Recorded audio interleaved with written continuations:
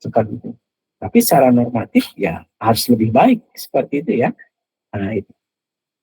Lalu perubahan ini dilakukan dengan mentransformasikan beberapa elemen penting dalam organisasi. Nah, jadi untuk melakukan perubahan ini ya harus memasukkan elemen-elemen apa saja yang ada, yang penting ya, elemen-elemen penting dalam sebuah organisasi. Baik itu dalam SDM-nya tadi ya, dari SDM-nya, dari sumber-sumber daya yang lainnya, dari perilaku karyawannya sendiri, cara berpikirnya ya, seperti itu, komitmen ya, konsistensi, nah itu juga penting, harus dirubah. Kalau itu semua dirubah, otomatis akan berubah juga nanti kondisinya seperti itu ya. Nah, tujuan daripada merubah ini, apa sih tujuannya? Ya, untuk menjadikan sesuatu yang lebih baik. Seperti itu ya, tujuan perusahaan supaya bisa lebih baik lagi. Kalau misalnya dalam masa penjualan, supaya penjualan ini bisa menjadi lebih meningkat lagi seperti itu ya. Seperti itu. Nah, di sini ada beberapa definisi yang disebutkan bahwa manajemen perubahan ialah pendekatan sistematik yang terkait dengan perubahan baik dalam perspektif organisasi maupun perspektif individu. Nah, jadi bisa dilihat dari bagaimana organisasi ya, pandangan organisasi dan juga pandangan individu seperti itu. Bisa saja secara organisasi ini sudah berubah, tapi secara individu mungkin merasakan ini belum berubah, seperti itu ya. Nah, seperti itu. Bisa saja seperti itu. Lalu manajemen perubahan setidaknya berkaitan dengan 3 aspek. Nah, jadi 3 aspek yang berbeda ya, termasuk diantaranya adaptasi terhadap perubahan. Nah, seperti tadi yang disebutkan juga di mata kuliah sebelumnya. Lalu mengawasi perubahan dan melaksanakan. Nah ini, jadi penting sekali sebuah perusahaan ini mampu beradaptasi dengan lingkungan, harus adaptif. Ya. Termasuk jangan perusahaan individu sendiri juga, kita sendiri juga ya sebagai individu, kita juga harus adaptif, harus mampu beradaptasi dengan lingkungan. Kalau lingkungannya berubah, kita juga harus mengikuti seperti itu. Lalu mengawasi perubahan tersebut, dan juga melaksanakannya. Nah, itu ya. Nah, perbedaan antara perubahan dengan manajemen perubahan terletak pada pelakunya, aktornya ya, lalu desainnya, penataannya, dan seterusnya. Oke. Nah, di sini ada 3 komponen perubahan. Nah, ini disampaikan oleh Thomas Labella ya. Jadi, apa dan 3 komponen perubahan? Yang pertama adalah teknologi. Lalu yang kedua institusi sosial dan juga ideologi. Nah, dalam teknologi, nah di sini ya, termasuk sumber daya manusia, ya IT-nya, modal, ini input-input energi yang masuk dalam organisasi memungkinkan terjadinya perubahan. Nah, jadi segala sesuatu elemen-elemen yang bisa memberikan terjadinya sebuah perubahan. Ini seperti tadi ya, input, itu kan ya, proses dan juga keluaran seperti itu ya, Mbak. Nah, jadi di sini teknologi ya, sumber daya manusia, modal ini segala sesuatu yang memberikan input energi, energi positif tentunya ya kepada organisasi yang memungkinkan terjadinya sebuah perubahan seperti ini. Lalu institusi sosial ini ada hubungannya yang berkaitan dengan pelanggan misalnya gitu ya, dengan masyarakat, dengan eksternal, faktor eksternal. Nah, yang bisa memungkinkan terjadinya perubahan. Lalu ideologi juga di sini. Ideologi menentukan sekali dalam jalannya perubahan. Nah, bagaimana di sini ideologi itu dalam faktor pendorong maupun penghambat. Nah, jadi dalam berbicara ideologi ini juga bisa sesuatu pemikiran ya yang mendorong seperti itu ya terjadinya perubahan, atau juga bisa menghambat atau mungkin adanya resistensi misalnya gitu ya terhadap perubahan itu sendiri seperti itu. Nah, inilah 3 komponen yang yang memberikan kontribusi kepada terjadinya sebuah perubahan. Nah, ada beberapa jenis ya dalam perubahan di sini. Ada yang disebut dengan smooth incremental change. Nah, artinya perubahan yang terjadi itu secara lambat, sistematis dan bisa diprediksi. Nah, jadi dalam prosesnya ya, dalam proses terjadinya perubahan ini tidak berjalan secara cepat, dia lambat, tapi sistematis, ya. Konsisten seperti itu ya, konsisten dan juga bisa diprediksi seperti itu. Lalu ada bumpy incremental change, perubahan yang punya periode relatif pendek. Jadi ada terjadi dalam jangka waktu mungkin ya agak panjang, tapi tenang seperti itu ya. Atau juga pendek, tenang, tidak terasa. Discontinuous change, di sini perubahan yang ditandai dengan adanya pergeseran cepat terhadap struktur budaya strategi, dan ketiganya ini berjalan secara bersama, secara masif ya seperti itu. Secara sekaligus ya, serentak misalnya gitu ya. Nah, ini perubahan yang sangat cepat ini. Nah, ini bisa saja terjadi di setiap. Oke, ya silakan Pak Roni. Terima kasih. Nah, ini bisa saja terjadi ya dalam kondisi-kondisi tertentu seperti. Nah, lalu ada jenis perubahan dalam organisasi. Nah, ini jenis-jenis perubahannya seperti itu. Jadi ada mission change, ya, jadi perubahan misi. Nah, ini terkait dengan organisasi. Ya, jadi ini perubahan yang sifatnya berlaku umum ya. Ini terjadi kepada organisasi berlaku umum seperti itu kan. Jadi sebuah perubahan yang utama kami terkait dengan masalah misi, ya misi. Bagaimana nanti akan berpengaruh terhadap tujuan daripada perusahaan ya, kait dengan perubahan strategis juga nantinya seperti itu. Lalu strategi change, perubahan strategi. Nah, di sini perubahan strategi menyangkut cara tertentu untuk yang dipakai untuk menuju misi organisasi. Nah, jadi ada beberapa strategi yang bisa dilakukan untuk menjalankan sebuah misi seperti itu. Makanya strategi ini tidak hanya satu ya. Jadi dalam perumusan strategi itu ada beberapa strategi alternatif yang dibuat. Nah, kayak ada strategi A, B, C gitu ya. A, B, C, strategi A, strategi B, strategi. Nah, itu kemungkinan yang terjadi itu sudah diantisipasi. Jadi begitu terjadi sesuatu yang sudah kita prediksi, nah kita sudah siap dengan strategi. Kecuali kalau kondisi yang tidak bisa diprediksi ya, seperti contoh tadi halnya COVID gitu ya, kayak itu tidak bisa diprediksi ya, atau terjadinya krisis moneter misalnya gitu, itu kan tidak bisa diprediksi. Nah, artinya itu spontan ya, mendadak seperti itu. Tapi kalau yang bisa diprediksi, yang sifat dalam kondisi normal seperti itu kan bisa diprediksi, nah itu kita sudah siapkan dengan strategi ABC. Nah, hanya saja nanti ada pemilihan strategi mana yang dianggap cocok, dianggap layak untuk kondisi sekarang, kan gitu ya. Nah, jadi di sini perubahan strategi ya. Jadi ada strategi itu di perubahannya. Selanjutnya adalah operasional atau struktur change ya, perubahan struktur dan tata cara pelaksana. Nah, ini juga sama seperti itu ya. Lalu juga technological change, ya perubahan teknologi. Nah, ini juga penting, apalagi dengan kondisi sekarang di era digital ya. Di era digital, hampir semua perusahaan organisasi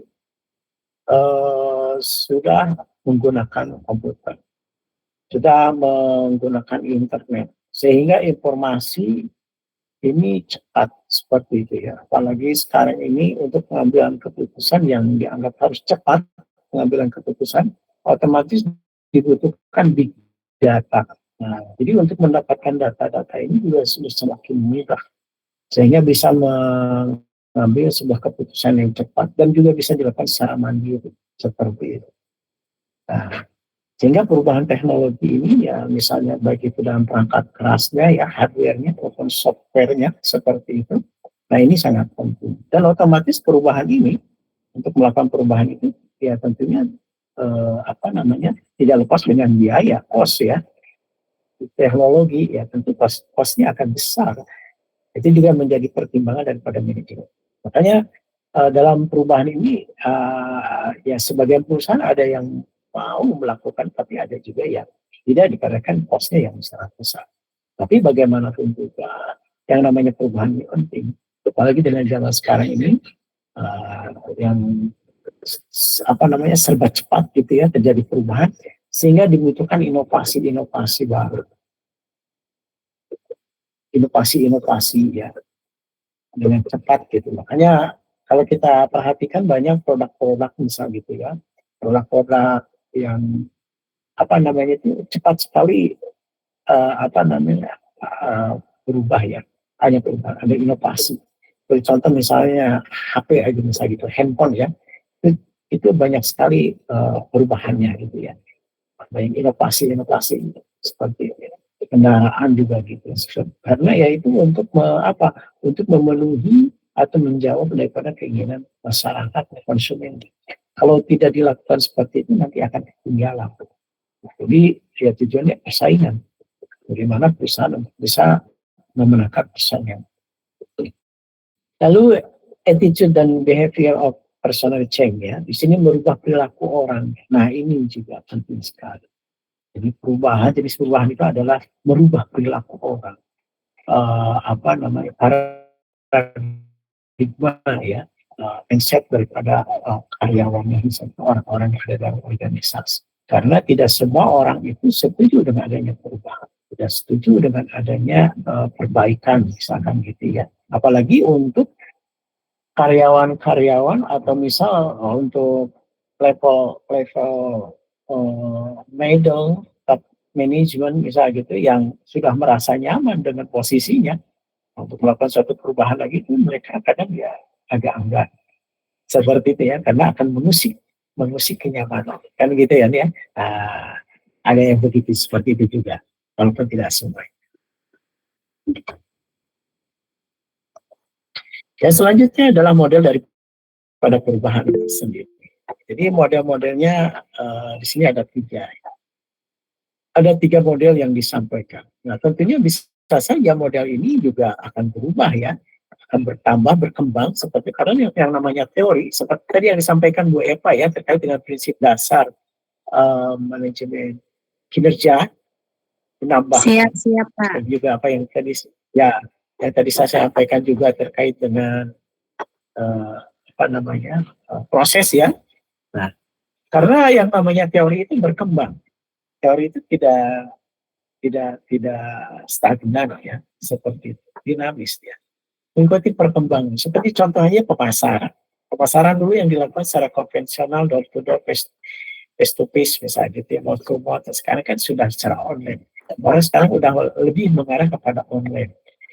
Belanja online sudah tidak lagi udah males gitu ya datang untuk mendatangi toko, datangi swalayan. Kalaupun orang juga ke supermarket misalnya gitu ya atau ke mall misalnya hanya untuk jalan-jalan, wisata kuliner misalkan gitu ya.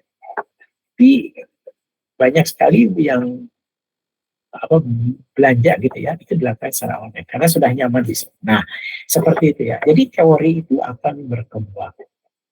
Tapi walaupun terjadi perkembangan sebuah teori itu ya bukan berarti teori-teori lama itu dihilangkan, dihapuskan. Tidak ya. Nah, teori yang baru muncul karena adanya teori lama. Adanya pengembangan.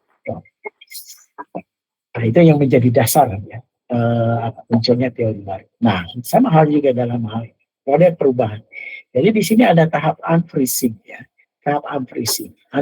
Jadi tahap pencairan katakanlah gitu ya. Jadi tidak beku, freezing, unfreezing. Jadi tidak beku. Jadi mengenali kebutuhan yang berubah, mencairkan kebekuan, memulai mendobrak keadaan agar mau berubah.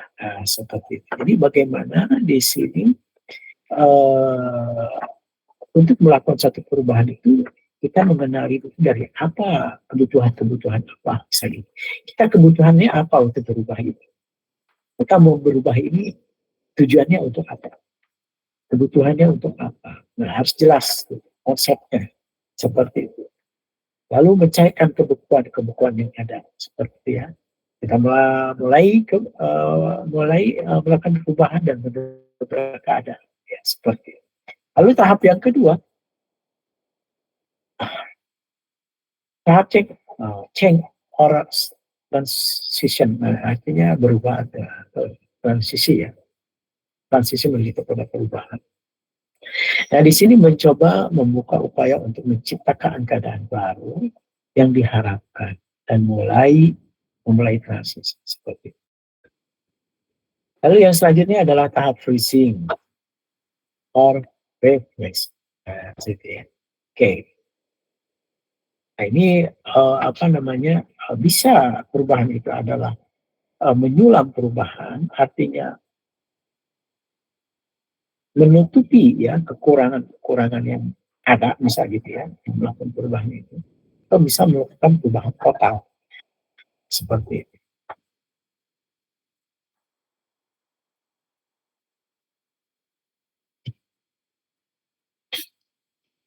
Nah, dalam pelaksanaannya, ya, dalam pengimplementasian manajemen perubahan, ada dua pendekatan yang dilakukan.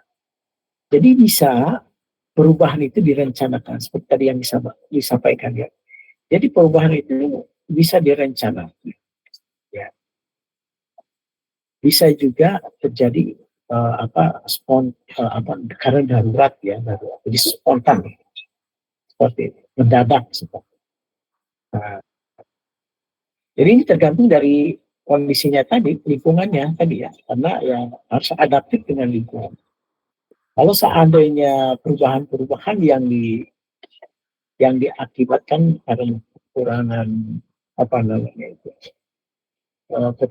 kekurang maksimalan misalkan gitu ya, kurang efektif atau kekurangan yang sifatnya internal, nah itu bisa dilakukan dengan perubahan terencana atau perubahan eksternal yang sifatnya normal misalkan gitu ya. Dan kondisi normal itu bisa dilakukan perubahan secara terencana. Artinya ada strategi-strategi yang dilakukan, yang sudah dibuat, dan sudah dipersiapkan ya untuk melakukan perubahan seperti itu. Tapi kalau seandainya kondisinya darurat seperti itu, maka ini tidak bisa ya, tidak bisa direncanakan. Jadi spontanitas seperti mendadak.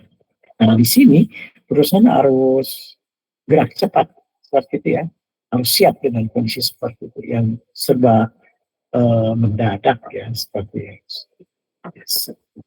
serba tidak bisa diprediksi seperti itu. Nah, jadi itu pendekatan yang bisa dilakukan dengan dua cara seperti itu. Nah, dalam pendekatan manajemen perubahan di sini, pertama mengidentifikasi siapa dan di antara mereka yang terkena dampak perubahan. Lalu yang mungkin menolak perubahan. Nah, gitu. Jadi pertama kita mengidentifikasi siapa-siapa saja yang akan terdampak ya dengan perubahan tersebut, yang terdampak. Nah, lalu kita melihat juga bagaimana sikapnya, menolak atau menerima. Nah, seperti itu ya. Lalu yang kedua menelusuri sumber, tipe dan tingkat resistensi. Nah, jadi seberapa besar, seberapa kuat penolakan ini dilakukan. Seperti itu ya. Lalu tipe-tipenya seperti apa penolakannya. Misalnya gitu ya, sumbernya dari mana. Lalu yang ketiga mendesain strategi efektif untuk mengurangi resistensi. Nah, setelah kita tahu itu semua, kita mengidentifikasi, bisa gitu ya, permasalahannya atau siapa saja yang menolaknya, lalu seberapa besar tingkat penolakannya, tipenya seperti apa, sumbernya dari mana saja, seperti itu. Nah, lalu kita bisa mendesain strategi yang efektif untuk menghadapi penolakan seperti itu. Jadi harus bagaimana? Seperti itu ya. Nah, ini lingkungan perubahan. Jadi kekuatan-kekuatan eksternal ya. Jadi ada kekuatan eksternal, maksudnya kalau ada eksternal ada internal ya. Dia lingkungan perubahan. Jadi lingkungan perubahan itu bisa dari eksternal seperti itu ya, seperti tadi yang sudah disampaikan, bisa dari apa namanya politik misal gitu ya, uh, kondisi ekonomi, dari teknologi. Nah, sekarang yang teknologi serba cepat, internet yang berkapasitas tinggi ya, kecepatan tinggi. Nah, jadi memaksa kepada seluruh perusahaan harus seperti itu ya, menyesuaikan. Lalu pasar, kondisi pasar juga, nah ini juga. Lalu nilai-nilai seperti ya, misal dari budaya, misal masyarakatnya juga. Nah ini juga apa namanya akan berpengaruh seperti itu. Lalu juga yang apa namanya internal juga. Nah kalau internal ya otomatis dari dalam perusahaan, satu juga daripada perusahaan, misi perusahaan itu juga ya, strategi, ya sistemnya, teknologi yang digunakan ya, kebijakan manajernya misalkan gitu ya. Nah karyawannya juga dari sikap perilaku dan seterusnya. Ini juga akan berpengaruh seperti itu ya. Nah ini menjadi kekuatan. Kalau seandainya apa namanya kekuatan-kekuatan ini internal ini bagus, positif, maka akan menunjang ya, mempercepat terhadap perubahan organisasi. Seperti itu.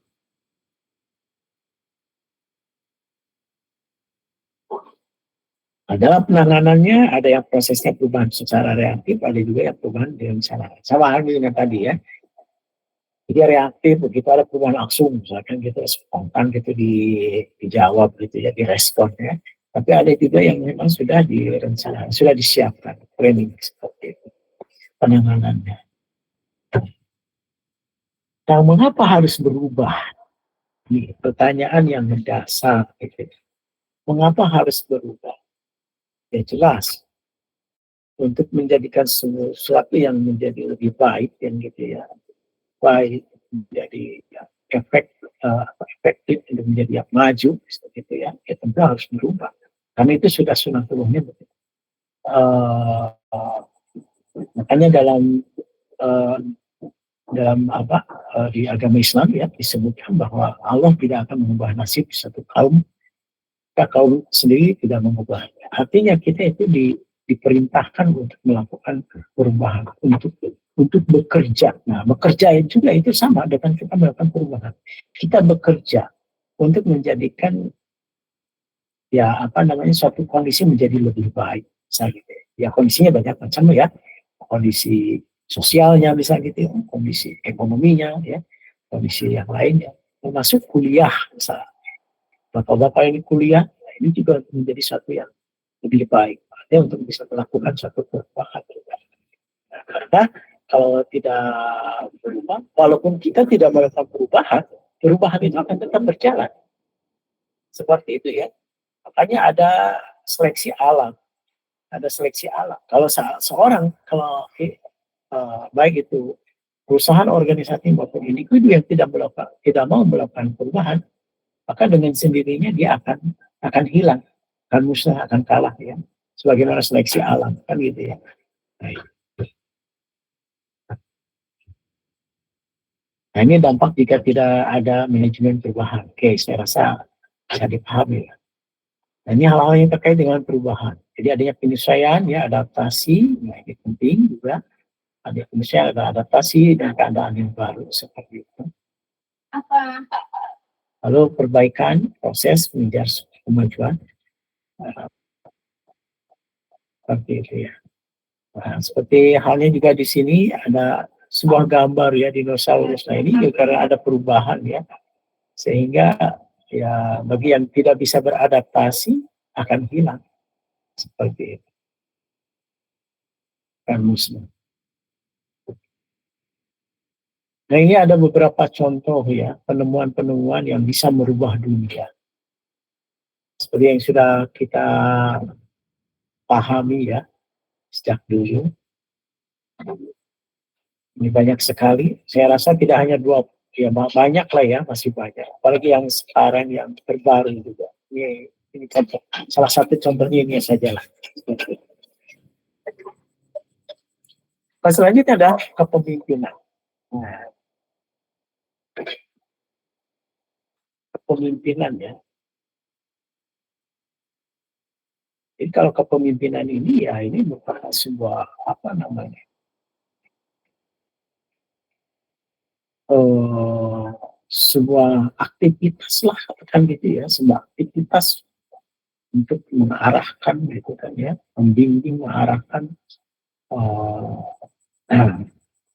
karyawan atau sumber daya manusia seperti itu ya, misalnya ke arah yang lebih baik lagi seperti itu. Tentunya karena diharapkan dengan adanya pemimpin ini diharapkan bisa menjadi lokomotif ya, bisa menjadi pendorong, bisa menjadi inisiatif bagi bawahannya untuk bisa menjadi lebih baik lagi ya, seperti itu ya. Seperti itu ya, sesuai dengan bagaimana gaya-gaya kepemimpinan nanti kita akan lihat gaya kepemimpinan. Nah, di dunia di luar perguruan tinggi di sini ya, baik Davis mengungkapkan bahwa inovasi diperlukan. Inovasi itu diperlukan seorang inovator dalam organisasi. Jadi untuk menjalankan sebuah inovasi itu seorang inovator dalam satu organisasi. Siapa inovator di sini? Ya pimpinan daripada organisasi di sini gitu. Seperti itu ya. Itu bisa menjadikan ide inovasi seperti itu. Nah, hanya seorang pemimpin ini bisa dijadikan uh, ada kepemimpinan karismatik ya. Nah, kalau pernah kita mungkin membaca atau mendengar pemimpin karismatik. Ya, ada pemimpin yang karismatik. Jadi kalau pemimpin yang karismatik itu anak buahnya itu bawahannya itu dengan secara otomatis dia akan mengikuti ya. Karena apa namanya? Karena simpati lah katakan gitu ya. Dia sangat menghormati, sangat bersimpati seperti itu ya kepada pemimpinnya, sangat mengagungkan lah katakan gitu ya, sehingga dia ingin seperti pemimpinnya itu. Nah, seperti itu ya. Jadi apa yang dijalankan oleh pemimpin pasti dia akan ikutinya. Nah, itu tanpa harus diperintah juga dia akan. Nah, itu penting karismatik ya. Nah, jadi dalam hal ini juga satu inovator, seorang inovator itu ya baiknya ya harus seperti itu ya, menjadi teladan lah gitu kan, jadi panutan, jadi contoh kayak gitu kan. Seperti itu. Lalu di sini juga pemimpin organisasi harus bisa melihat kesempatan ya, opportunity, harus bisa menangkap dan menjelaskan kepada anggota organisasinya untuk melakukan sesuatu yang baru. Jadi penting sekali bagi seorang inovator di sini ya, seorang pemimpin itu mempunyai keahlian dalam hal melihat kesempatan, melihat peluang, mengambil peluang. Bahkan kalau bisa menciptakan peluang, nah itu lebih bagus lagi. Seperti itu ya. Bagaimana dia menangkap peluang seperti itu. Jadi penting sekali. Sehingga dari peluang itu dia bisa apa namanya itu menjelaskan gitu kan ya kepada bawahan. Lalu yang selanjutnya adalah kepemimpinan adalah sumber pendorong. Nah itu tadi ya. Jadi pemimpin sebagai sumber pendorong, sebagai komotif ya melakukan perubahan seperti itu. Oke, saya rasa mungkin cukup lah ya untuk pertemuan kita kali ini. Bagaimana? Ada yang mau didiskusikan? Silakan. Ya Pak. Izin Pak dosen. Ya. Di slide Pak dosen yang slide kelima Pak. Yang 3 komponen perubahan Pak.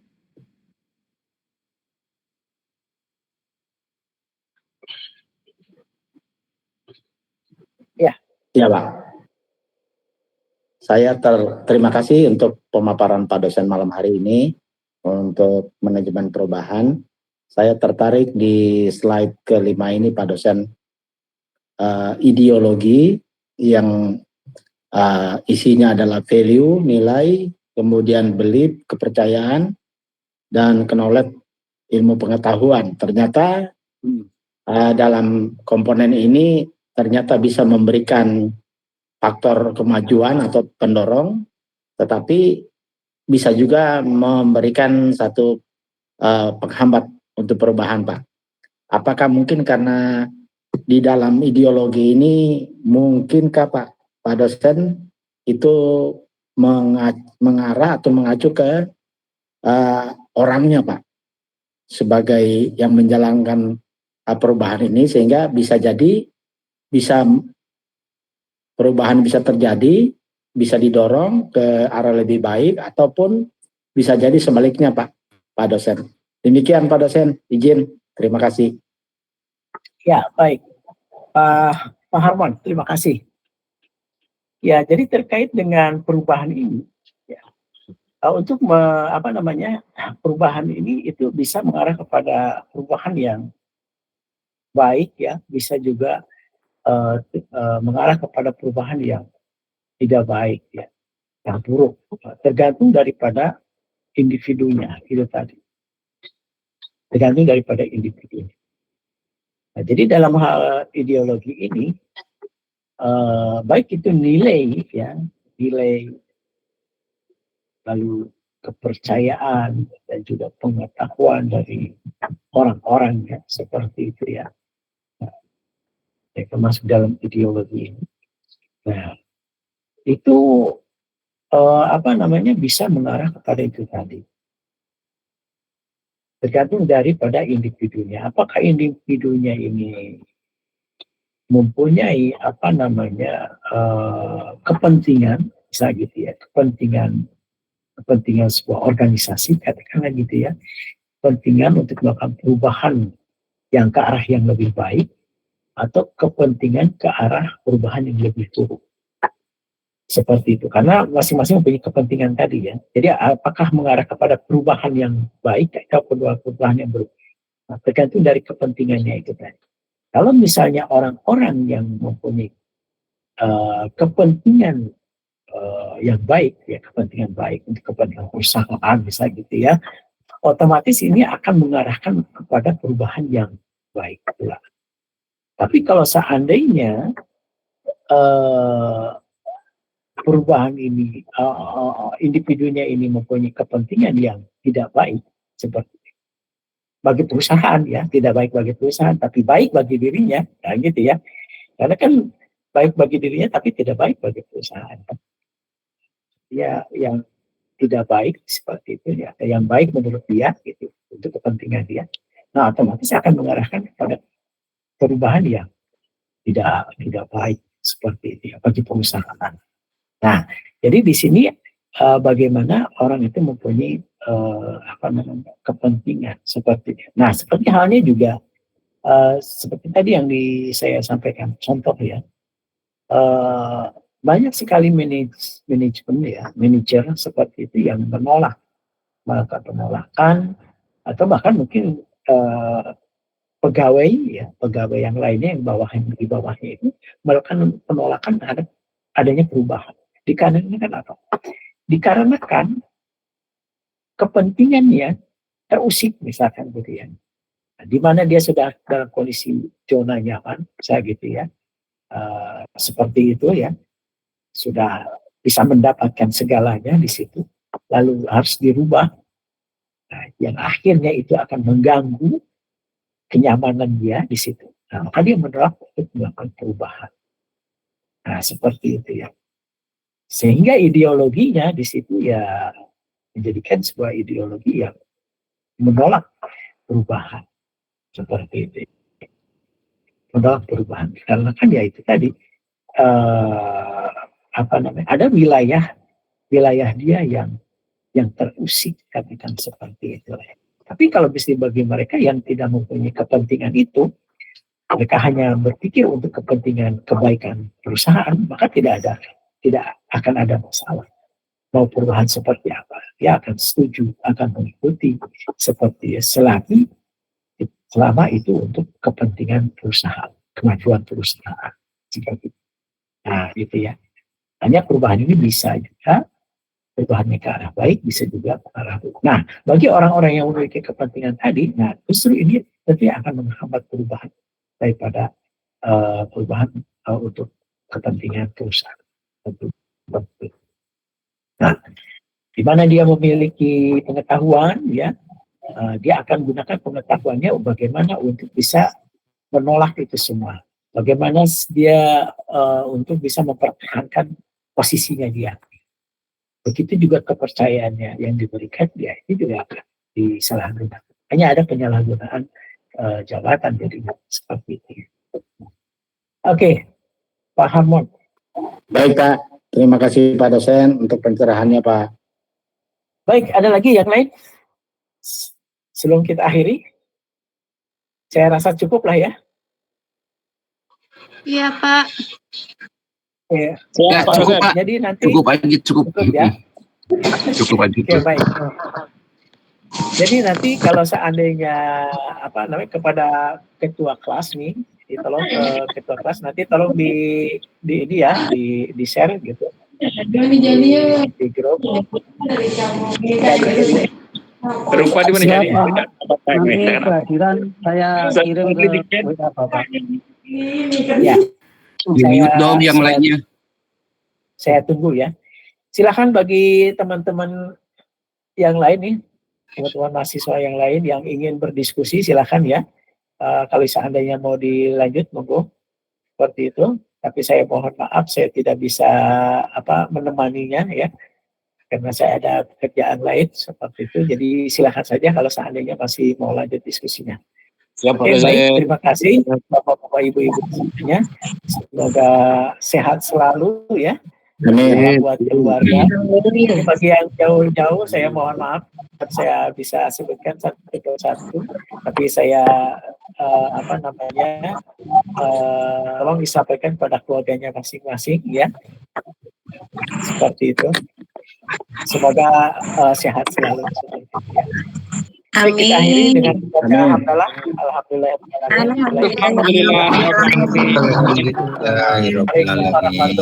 Terima kasih. Silakan yang Selamat malam Pak dosen. Salam sehat selalu Pak. ya, silakan ya. Terima kasih.